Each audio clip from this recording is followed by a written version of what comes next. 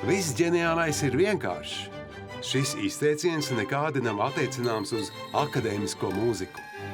Ģeniālu akadēmiskās mūzikas skaņdarbu nav mazums, bet jau nosaukumā minētā akadēmija liek nojaust, ka sarežģītības līmenis ir gana augsts un tās izpildīšanai nepieciešama īpaša izglītība. Lai muzikālā ziņā dievkalpojumi būtu vienlīdz debesšķīgi kā metropoles centrā, tā provinces nomalē tika radīts nošu pieraksts, kas ļāva uzplaukt šim sarežģītajam mūzikas žanram, kura īstenos ziedu laikus iesāk Bachs, bet noslēdz Beethovens.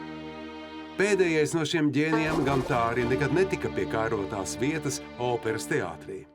Savukārt pašai operai gan ir milzīga vieta akadēmiskajā mūzikā.